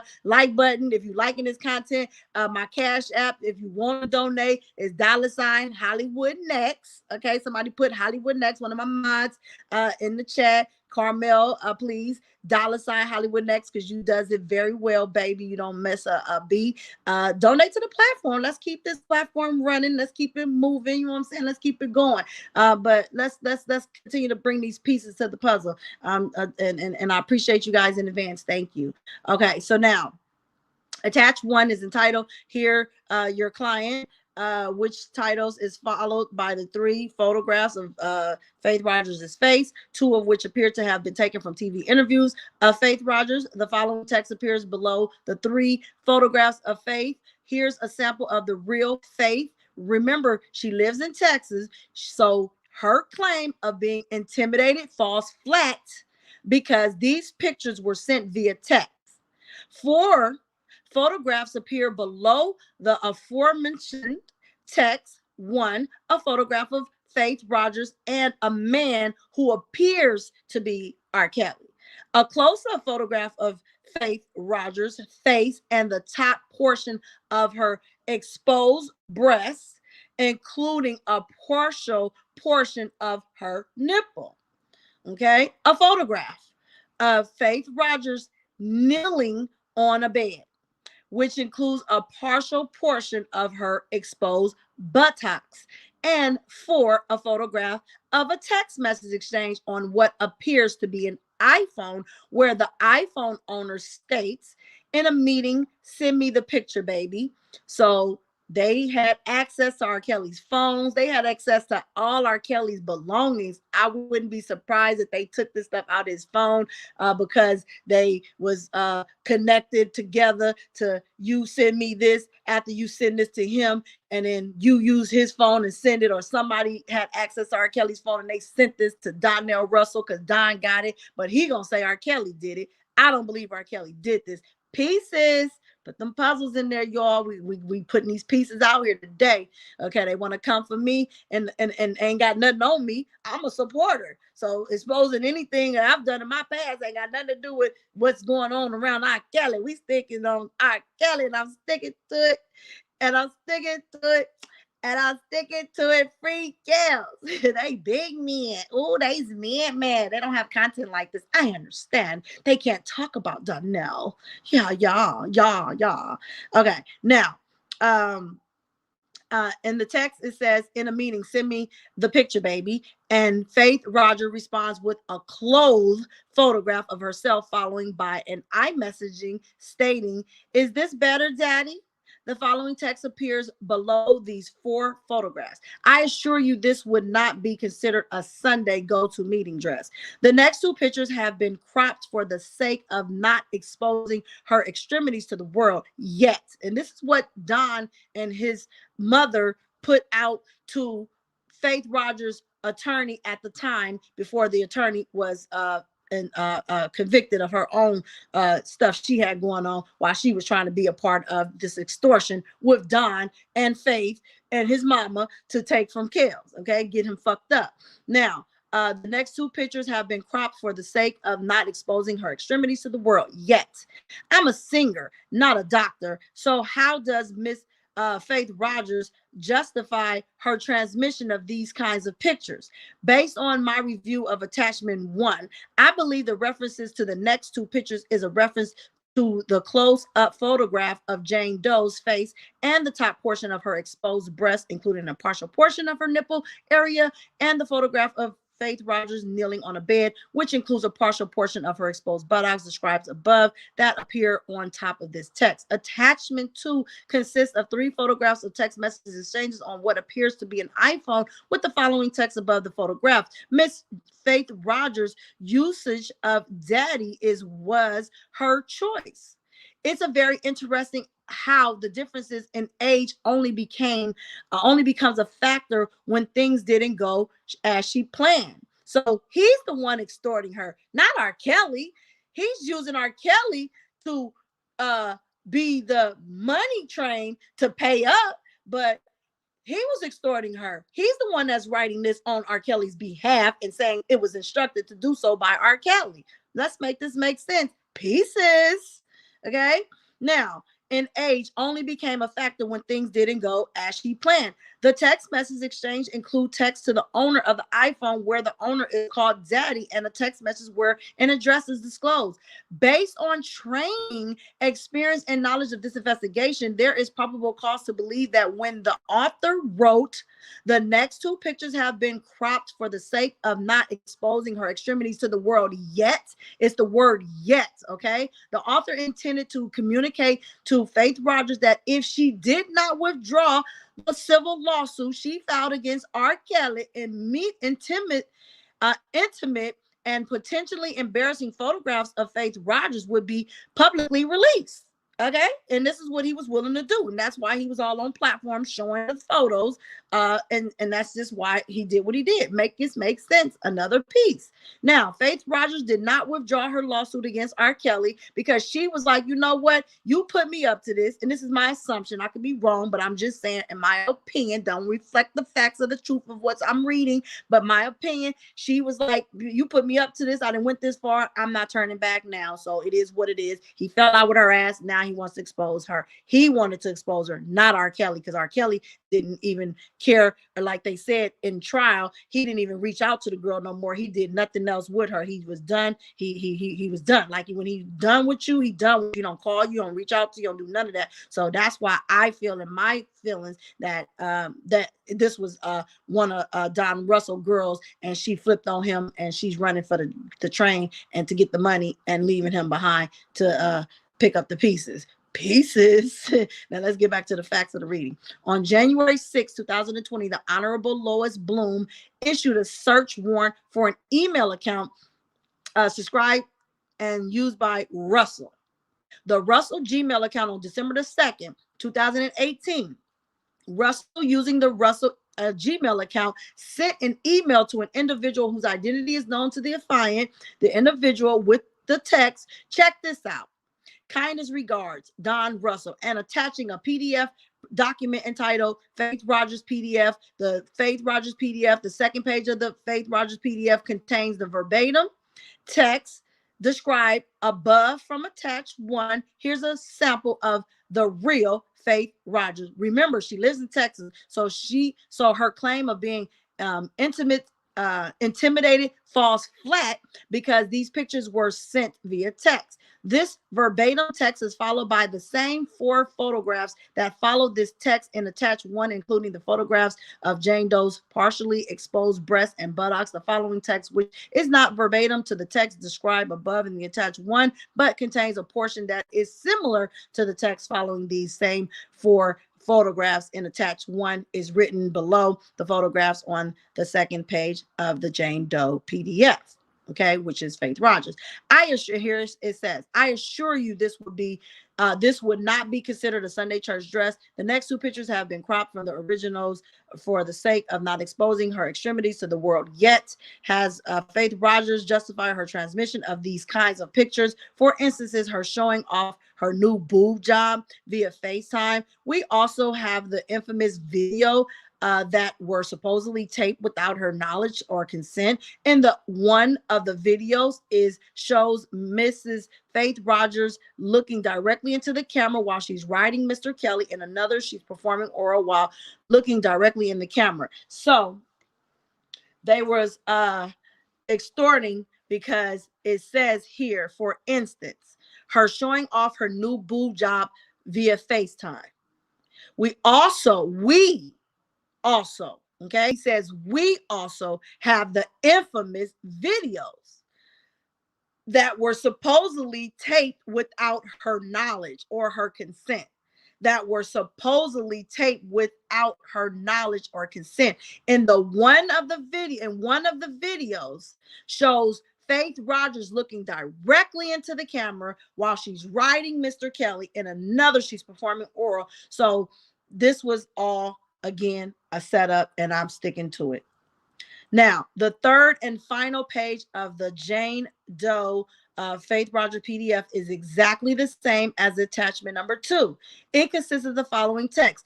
Mrs. Faith Rogers' usage of daddy is or was her choice. It's very interesting how the differences in age only becomes a factor when things didn't go as she planned. Followed by the same 3 photographs of text messages exchanged set forth in attachment 2. On December the 4th, 2018, Russell, using the Russell Gmail account, sent an email to the individual stating, here's what just went out. So now he's letting her know he just sent this stuff out.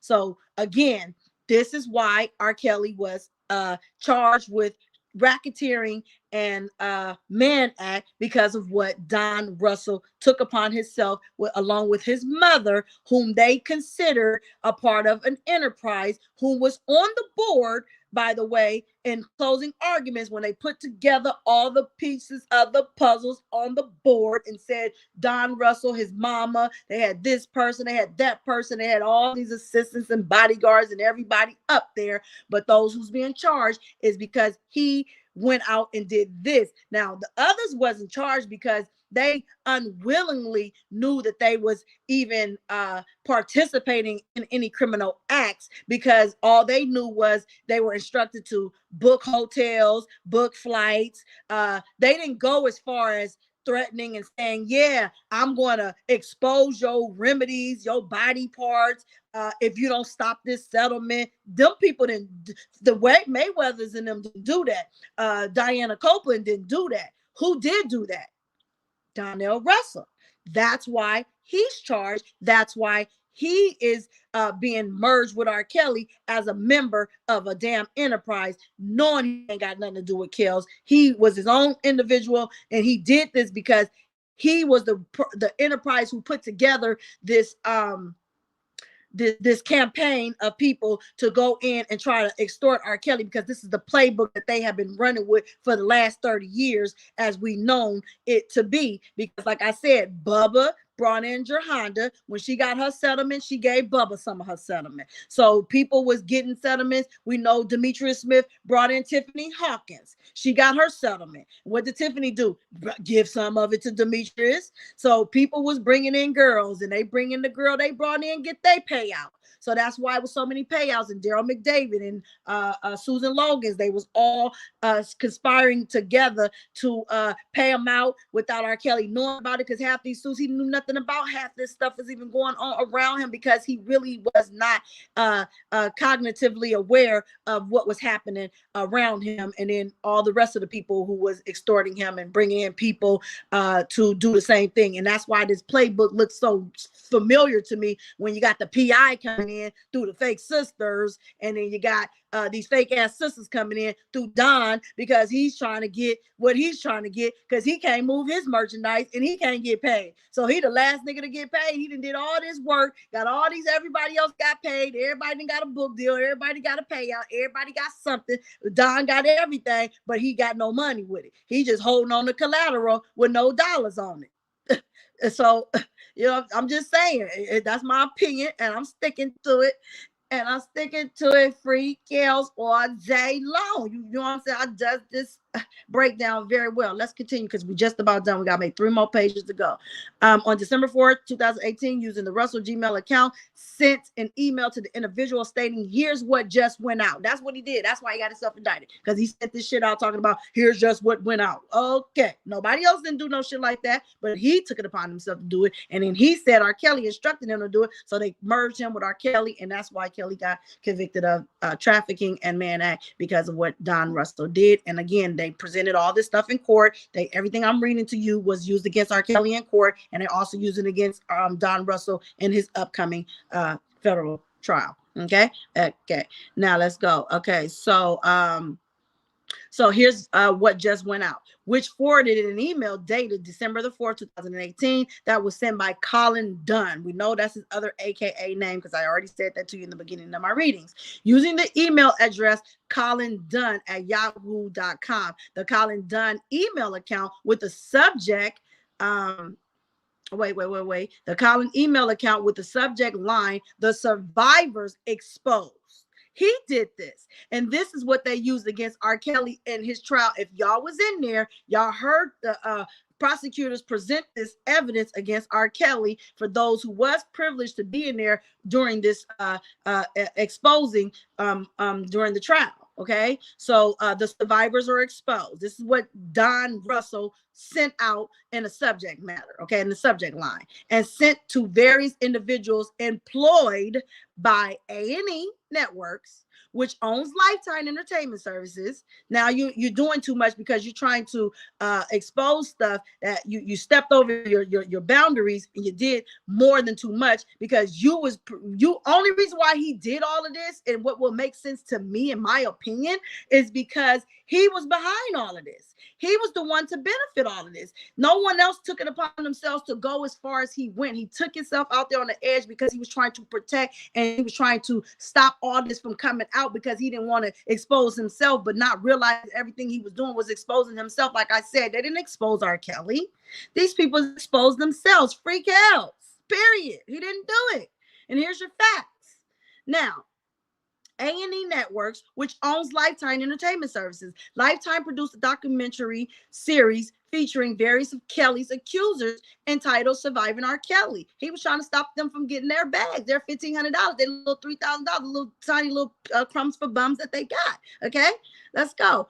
Which aired on Lifetime Network. TV network in early January 2019. He came in the everything he did is done at the time he came in. So this is what ultimately got R. Kelly convicted, because the stuff that was done before wouldn't have had nothing relevant. But the fact that he took it upon himself to start emailing and fake emailing and using his aliases and stuff, and it all tracked back to him and his mama. Okay, this is why you tell me R. Kelly gave his stuff to this person. Okay, sound like Beavis and Butthead over here, please. Now, which aired on Lifetime TV networks in early January 2019. As discussed further below, on the evening of December the 4th, 2018, Lifetime was to hold a private screening.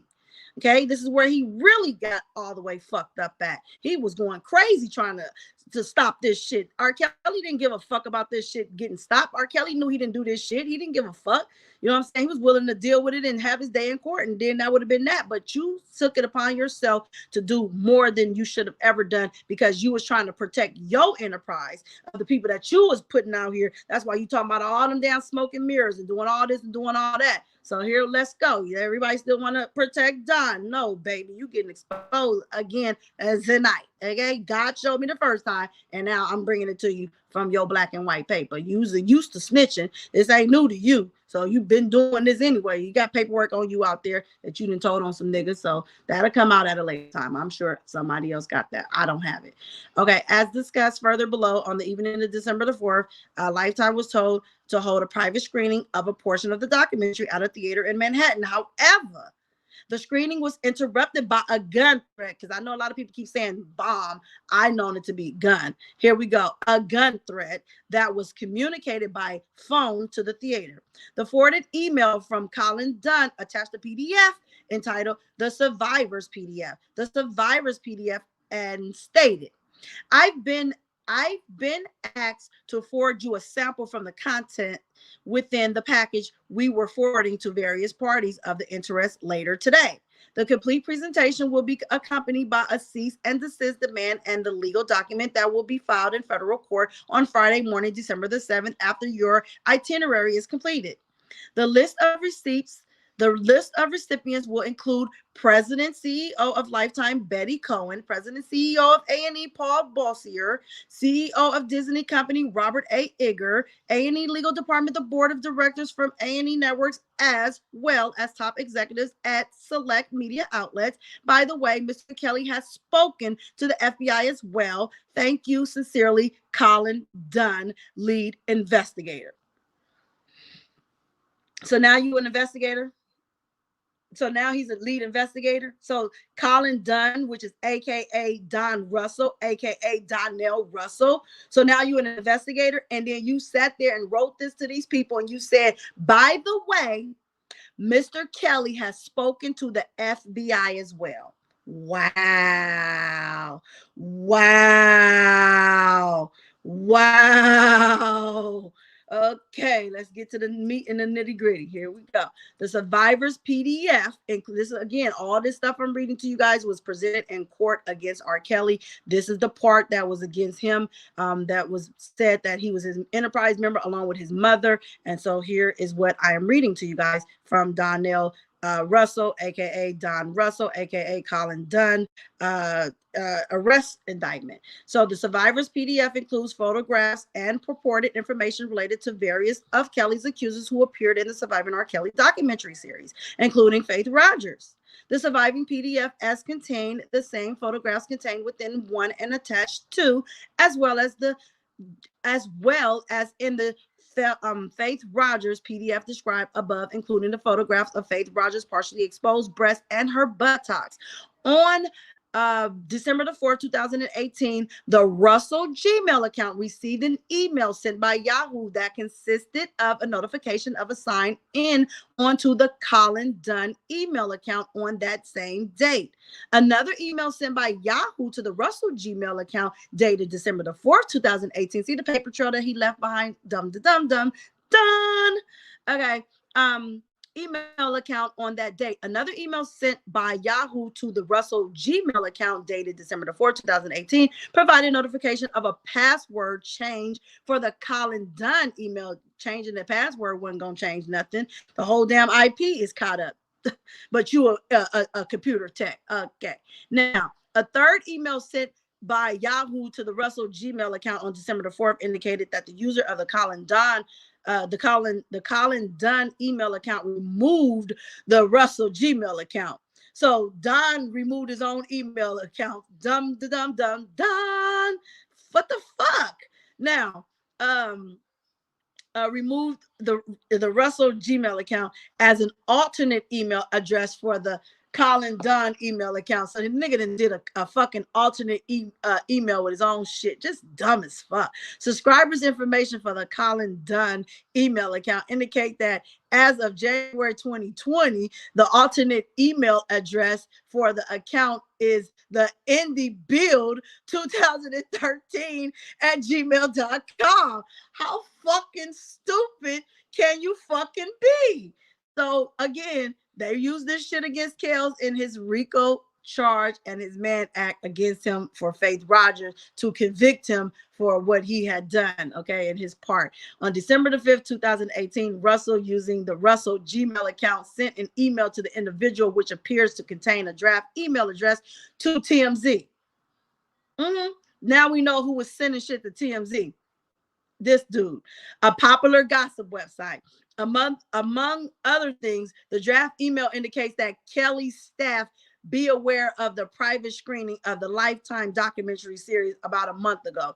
And we publicly exhausted every legal measure to stop the event, and stating we strongly feel Lifetime was about to pull out once they received a sample of the results of our investigation. See attachment. While no attachment is included in the draft email, given the description of what was provided to Lifetime and the date of the draft email, there is probable cause to believe the intended attachment was the survivor's PDF. On December 21st, 2018, Faith Rogers and her mother, okay, that's why her mother testified, received a series of text messages from the telephone number 312-203-3030, which included a text, just a sample. This is what they sent to her, and this is what they came and testified against. We will see criminal charges. You've been warned. Followed by photographs of portions of the survivors PDF, including the same photographs of Faith Rogers within attachment 1 and attachment 2. I'm thinking in my mind, and this is my personal opinion, Don knew Faith prior, and this was all a plot scheme set up from the start, because he went too hard in to try to expose people, and mainly her, because something went left for them. Okay, like I said, a lot of people start jumping ship, but thereafter, inter ally Faith Rogers and her mother received text messages from telephone number 312-203-3030 stating publishing soon. And this is Colin. My investigation will be done soon enough. On January the 3rd, 2019, Faith Rogers and her mother received a text message from telephone number 312-203-3030 stating, pull the plug or you will be exposed. He wasn't stopping. Pull the plug or you will be exposed. Records from T-Mobile indicating 312-203-3030 was subscribed to by IndieBuild Corporation. And who is IndieBuild? He already been out here promoting IndieBuild. It's a free platform. Come over to my platform and come get it done, because over here at IndieBuild, this is what we do. We build. We let you get your own motherfucking money after we extort your ass. Okay. at 910 West Van Buren Street, Suite 100-352, Chicago, Illinois, 60607-3523 from August 30th, 2018 to January 10th, 2019. According to the LinkedIn profile, Russell is the founder, president, CEO of Indie Bills in Chicago, Illinois, and has been associated with Indie Bills since January 2015, prior to Azriel coming in April of 2015. So Indie Build is up and running in January 2015, and it's just so coincidental that he don't know what's going on, but yet oh my God, these pieces is coming together piece by piece and one piece at a time. Records received from Facebook indicated that a Facebook page called Surviving Lies was created by Facebook user Colin Dunn with the phone number 312-203-3030, which phone number was verified by Facebook on December the 3rd, 2018 at 230936 UTC, and a registered email address of Colin Dunn at yahoo.com on January 7, 2019 at 24201 UTC. The Surviving Lies Facebook page was closed on January the 7th, 2019 at 2044-17 UTC. Facebook records indicate that the account identifier for this Facebook page was misspelled Surviving Lies in January 2019. UTC time was 5 hours ahead of Eastern time and 6 hours ahead, 2044-17 UTC. Media reports indicate that the Facebook deactivated the Surviving Lies, and everybody was blaming somebody else for this, but we see who Surviving Lies belong to. Facebook page after posting targeting Faith Rogers and another of R. Kelly's accusers were posted on this page.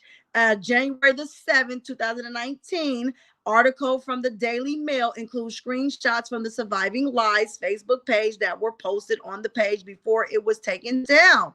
Those screenshots include some of the same photographs of text messages exchanged between Faith Rogers and Kelly, an attachment to number 2, including one where an address is disclosed. In addition, the Daily Mail article states that cropped images of the same woman were also posted on the Facebook page, allegedly showing Kelly her breast augmentation following her surgery.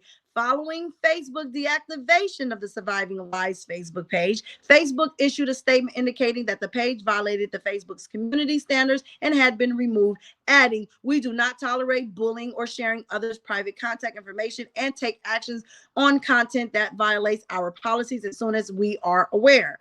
Records from Facebook and AT&T indicated that the IP address of for logins into the Colin Dunn Facebook account on January the 7th, 2019 is a unique IP address provision to an AT&T account belonging to Donnell Russell with a billing and service address in Chicago, Illinois with 60623 zip code and preferred email listed on the account as the Russell Gmail account. On February 11, 2020, the Honorable Louis Bloom signed a search warrant for the Colin Dunn email account. On January the 6th, 2019, the Colin Dunn email account received an email from Facebook titled "Get the Most Out of Your Page for Surviving Lies," and 2, an email from Facebook Business, which included the following content.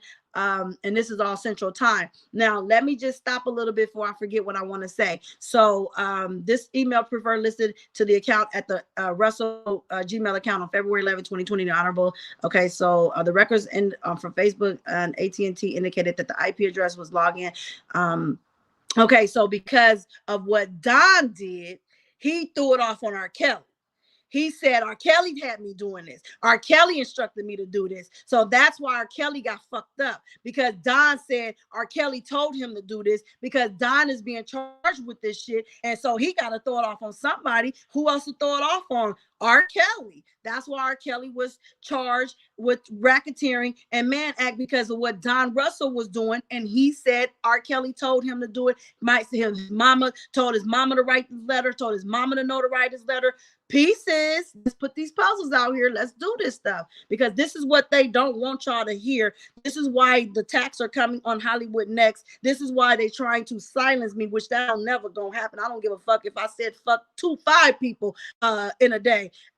You're not gonna stop what y'all did to R. Kelly, because y'all can slander me all you want to. It ain't gonna stop me from supporting R. Kelly and getting this message out here for what these people have put together to take down R. Kelly, while y'all still out here protecting them by trying to slander me and anybody else that's out here trying to really get the message out and pull out these facts of the matter of these cases. Okay, now, your page for surviving lies, and 2, an email from Facebook businesses, which include, now y'all can see why the attacks are coming, and I'm giving y'all some content with this. Okay, so which include the following content. Welcome to your new Facebook page, Surviving Lies. On January 7, 2019, the Colin Dunn email account received an email from the Facebook ads team, which stated, enter ally, your ad is approved and should begin delivering shortly. So he was trying to get monetized, and referred specifically to a campaign for promoting Surviving Lies. In addition, on January the 7th, 2019, oh, that's what I wanted to say. You see how all this stuff happened, where he was already federally indicted before R. Kelly was even arrested on federal charges. He got R. Kelly indicted because he was already indicted. This was a sealed indictment that nobody knew anything about. He was indicted and he was already under investigation come January the 7th, as we hear, in 2019. And R. Kelly wasn't even indicted until July 11th of 2019. So make it make sense. Why you indicted before R. Kelly was indicted? They sealed your indictment because you was lying and telling on R. Kelly and saying he did this and he instructed you to do that. So that's why they superseded it and hid your shit to get R. Kelly, because they said he was the head of the enterprise, and now they coming back for your ass. Let's make it make sense over here at Piecez. Let's do this. Okay, now, Colin Dunn email account received a series of notifications from Facebook regarding various Facebook users' comments on posts and photographs on the Surviving Lies Facebook page. On or about January 25th, 2020, now we in the year after, Russell appeared in a video interview live stream on YouTube, which was Texas Black Diamond. During the interview, Russell introduced himself as Kelly's advisor, consultant, and friend, and indicated that he had known Kelly for going on 30 years. Okay, now they still watching him while all this shit is being built up around R. Kelly. They're watching Don and his movements and everything he's fucking doing out here, and this is the shit that got R. Kelly fucked up. Okay, so known him for 30 years. Thereafter, during the interview, Russell discussed Faith Rogers and the lawsuit, holding up copies that y'all saw all on Texas Black Diamond page. And there's no shade to her. She may not just be maybe she's not aware or she's oblivious. I don't know. I ain't gonna talk about nobody. I'm just here to present what is being said in this document. He's holding up copies of items that have been sent to the civil's attorney, describing above name, the notice of delivery, the summons in the lawsuit, and the first page of the verified complaint and demand for jury trial for the lawsuit with the stamp, I do not accept this offer to contract and I do not consent to these proceedings. So he was putting out all this stuff and all these receipts and all this stuff to show what he was up to and what he had in his possession, and he got this stuff and all this, that, and other, and was putting it off on R. Kelly. Here it is right here. Not accept this offer to contract and I do not consent to these proceedings. And attachment 1 and attachment 2, while holding up these attachments 1 to the camera, he was putting it all in the camera. Okay, Russell stated, that's my commentary at the bottom, referring to the text that appears below the fourth photograph and on attachment 1.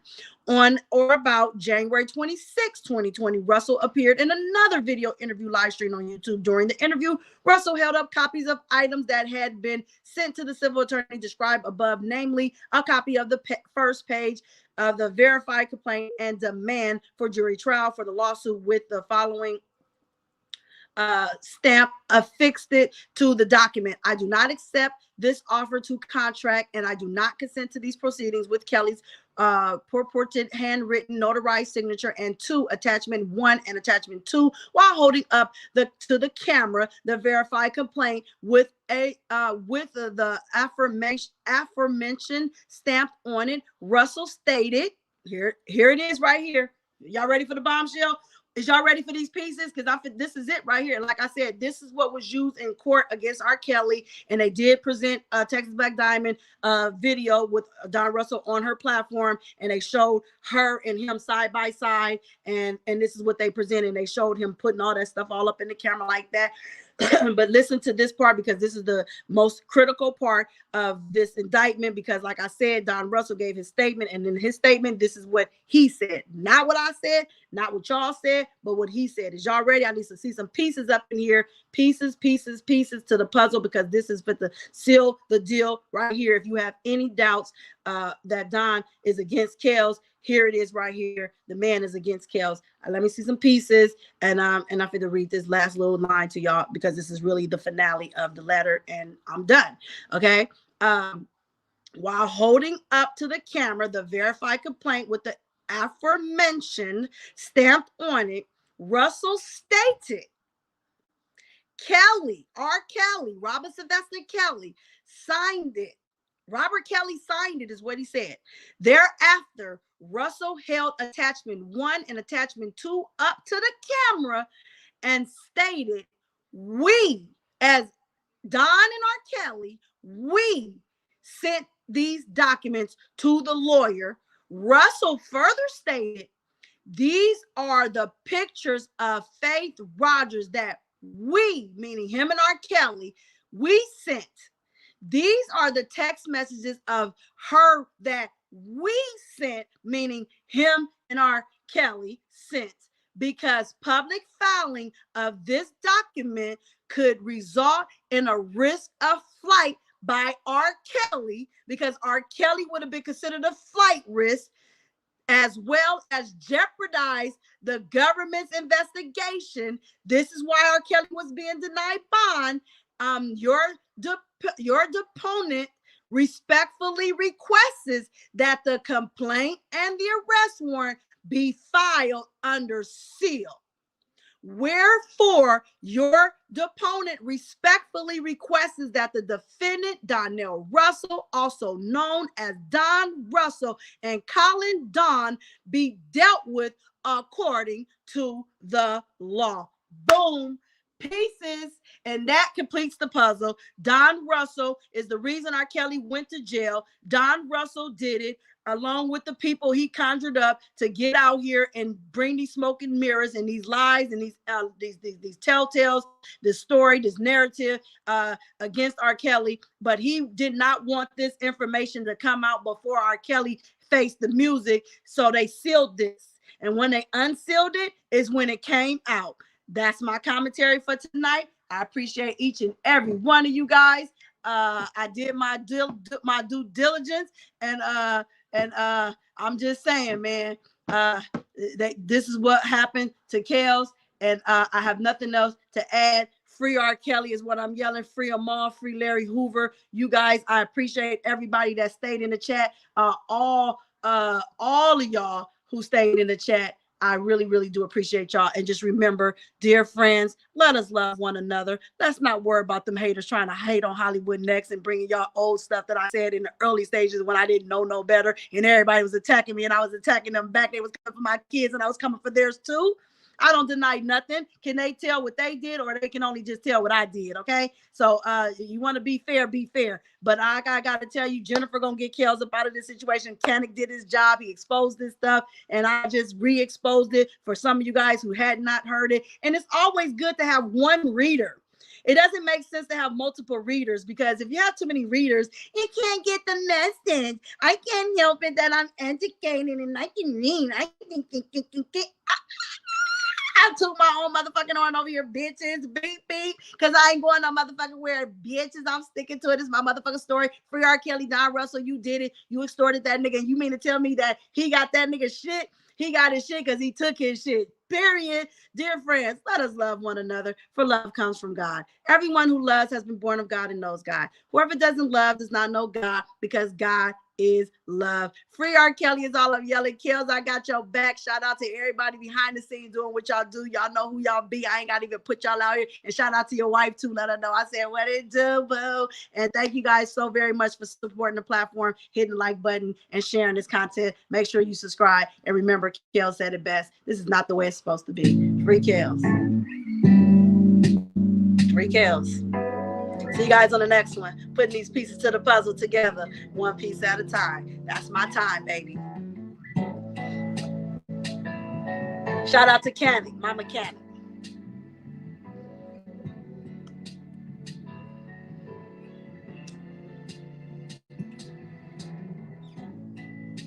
Red's not supposed to be green. Fate's not supposed to be seen. The sky's not supposed to touch the ground. And a square's not supposed to be round. The moon's not supposed to touch the sun. And a 2 is not supposed to be a 1. And the heart's not supposed to weigh a ton. And forever's not supposed to be done. Winter's not supposed to come in June. And I am not supposed to have the blues. There are so many things that are not supposed to be, babe, except you and me. There are so many things that are not supposed to be, ooh, babe, yeah, except you and me. Life's not supposed to be known, yeah. No one is supposed to be alone. Understanding is not supposed to be confused. And the wind is not supposed to lose. Like fire's not supposed to freeze. Like joy is not supposed to grieve. Like you are not supposed to leave. What I said I'm not supposed to mean. He is not supposed to have your heart. Baby, we are not supposed to be apart. There are so many things that are not supposed to be said. You and me. There are so many things. Anybody supporting Don Russell? Unsubscribe. Hollywood said that. Piecez.